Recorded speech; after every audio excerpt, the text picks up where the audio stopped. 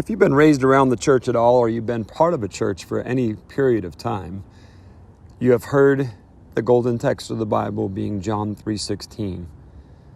It is a verse that pretty much summarizes the gospel and God's love for us and the redemption of the world. And if you've been around for a while, you probably know that usually it is quoted with John 3:16, 17, and 18.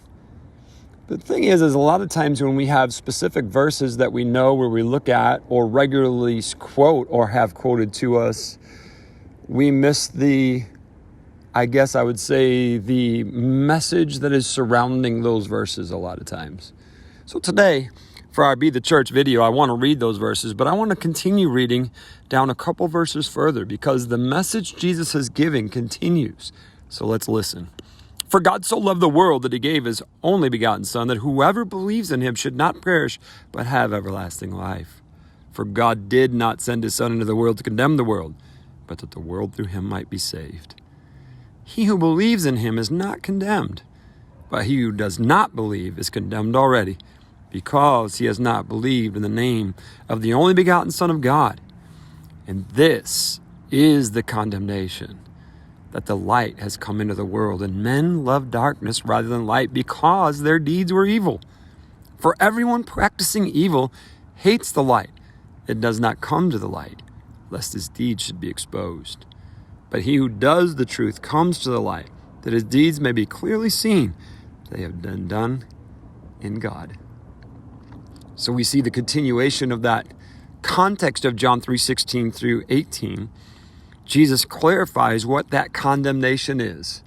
And in that exposition of that condemnation, he lets us know the difference between living in the light and living in the darkness. Living in the light, we understand that our life is exposed and seen and transparent. The idea of us living in the darkness, we have a delusional idea that what we do is not seen by God. There is something about the cover of darkness that allows us to think that we are not exposed or we are unseen. Now, I want to take that a step further and say to us that are in the church that we have those same type of illusions in our mind, that there are specific areas of our life that are kind of in the dark to God or not seen by people. But I want to remind you that the God of light sees everything. We can just kind of confuse ourselves and think that we're okay in certain areas, and we just kind of have doors that are closed to God and other people, but God sees it all. Therefore, the condemnation that we feel in our heart, conviction by the Holy Spirit of things that are in darkness, need to be exposed not only to ourselves, but confessed before God, that we might be children of the light. And we must live our lives the way God has called us to live them in light. Let's be that church. Thank you so much for checking out today's Be the Church devotional.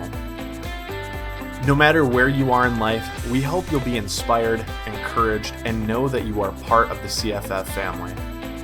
If you enjoy the ministry of our church, you can help us get messages like these out to your friends and family by sharing them to your social media.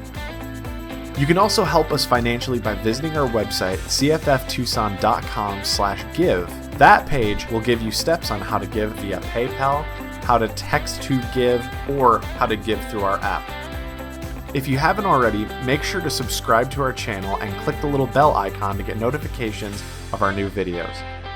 Now, go and be the church.